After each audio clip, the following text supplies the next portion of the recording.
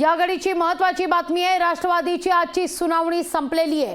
खासदार अमोल कोल्हे यांची आज उलट साक्ष नोंदवण्यात आली। अनिल पाटील, सुनील तटकर यांची उद्या उलट साक्ष नोंदवली जाणार आहे।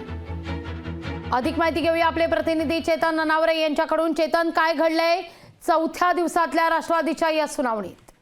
निश्चितच लागवी आज ज्या प्रकारे एकंदरीत उलट साक्ष झाली, काल जितेंद्र आव्हाड यांची उलट साक्ष संपल्यानंतर आज पहिल्या टप्प्यामध्ये जे राष्ट्रवादीचे शरद पवार गटाचे प्रदेशाध्यक्ष आहेत जयंत पाटील यांची आणि नंतर दुसऱ्या टप्प्यामध्ये खासदार अमोल कोल्हे यांची साक्ष नोंदवण्यात आली। उलट साक्षीमध्ये एकूणच हा फोकस दिसून आला की कुठेतरी अजित पवार यांच्या बंडाबद्दलची कल्पना होती ती कोल्हे यांना देण्यात आलेली होती आणि त्यानंतर त्यांनी अॅफिडेव्हिटवरती स्वाक्षरी केलेली होती। त्यांचे 2 अॅफिडेव्हिट होते, त्यावरून एकंदरीत हा युक्तिवाद रंगला।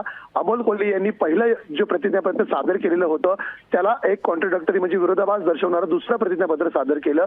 तर पहिल्या प्रतिज्ञापत्रावरती आपल्याला कुठलीही कल्पना न देता स्वाक्षरी घेण्यात आल्याचा दावा आहे तो कुठेतरी कोल्हे यांनी केला। आणि या पहिल्या प्रतिज्ञेमध्ये सर्वात महत्त्वाची बाब होती म्हणजे आपला अजित पवार गटाला पाठिंबा आहे, शरद पवार गटांबरोबर अजित पवार यांचं कुठेतरी फूट पडलेली आहे याची कल्पना आपल्याला नव्हती आणि फसवून आपली स्वाक्षरी घेतली असा एकंदरीत युक्तिवाद आहे तो अमोल कोल्हे यांनी केला।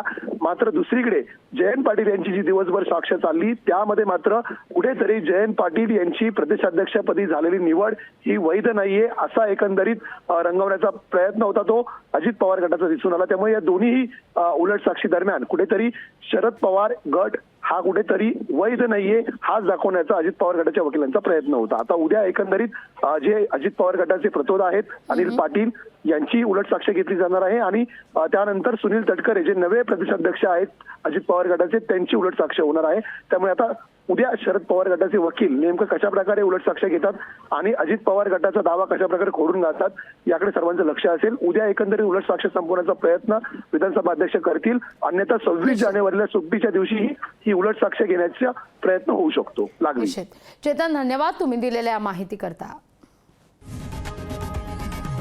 लोकशाही मराठी ऐका, पहा, जागरूक रहा।